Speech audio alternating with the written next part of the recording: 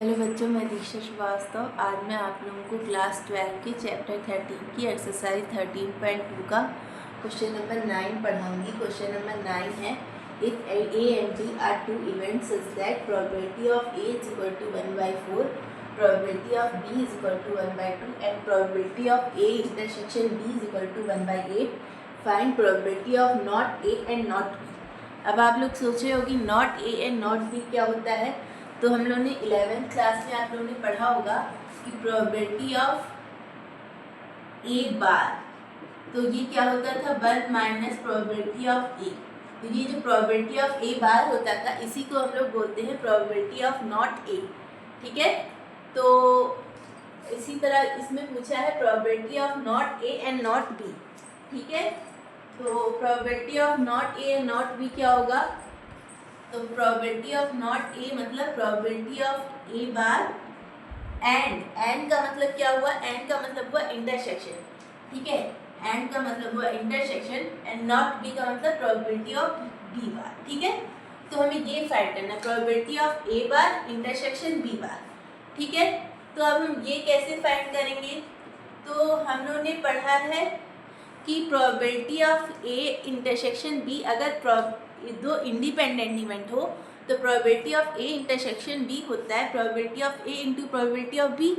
तो हम लोग देखें तो यहाँ पे प्रोबेबिलिटी ऑफ ए है 1/4, प्रोबेबिलिटी ऑफ बी है 1/2, तो probability of A intersection B है 1/8। तो अगर ये देखें तो 1/4 से 1/2 का इंटू करेंगे तो 1/8 आ जाएगा, यानी probability of A into probability of B कर रहे हैं तो probability of A intersection B के इक्वल आ रहा है। ठीक है, तो ये कैसा इवेंट हुआ, ये दोनों इंडिपेंडेंट इवेंट हुए। जब ये दोनों इंडिपेंडेंट इवेंट हुए तो हम लोगों ने एक और बात पढ़ी होगी 11th क्लास में कि अगर ए और बी इंडिपेंडेंट इवेंट है, A and B are independent event, ठीक है, तो A and B independent event है तो हम कह सकते हैं कि जो ए बार और बी बार होगा वो भी क्या होंगे, इंडिपेंडेंट इवेंट होंगे। ठीक है, तो हम लोग यहाँ पे इसी कंक्लूजन का यूज करेंगे। ठीक है, तो यहाँ पे लिखेंगे since A and B are independent events,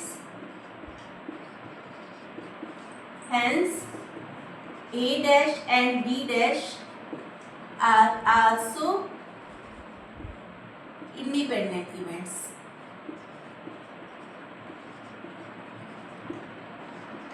अब जब A डैश और B डैश इंडिपेंडेंट इवेंट हो गए, A डैश मतलब A bar and B bar, ठीक है, तो probability of A bar intersection B bar क्या हो जाएगा, probability of A bar into probability of B bar.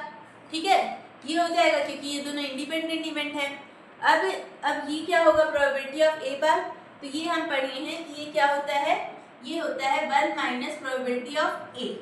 ठीक है, इसी तरह प्रोबेबिलिटी ऑफ बी बार क्या होगा, 1 माइनस प्रोबेबिलिटी ऑफ बी। ठीक है, ये हो जाएगा। अब यहाँ पे प्रोबेबिलिटी ऑफ ए और प्रोबेबिलिटी ऑफ बी का यूज करके फाइंड कर लेंगे। ठीक है, तो यहाँ पे हो जाएगा 1 माइनस प्रोबेबिलिटी ऑफ ए क्या है 1/4, और यहाँ पे क्या हो जाएगा 1 माइनस प्रोबेबिलिटी ऑफ बी है 1/2। ठीक है, तो ऐसे हम लोग 4 माइनस 1 क्या हो जाएगा 3/4 हो जाएगा यहाँ पे, और यहाँ पे 2 माइनस 1 1, यहाँ पे हो जाएगा 1/2। तो 3/4 इंटू 1/2 करेंगे तो क्या आ जाएगा 3/8।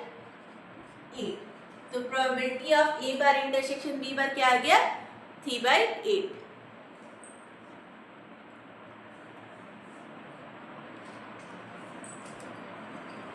तो अगर आप लोगों को मेरा वीडियो पसंद आता है तो प्लीज़ लाइक शेयर और सब्सक्राइब करें।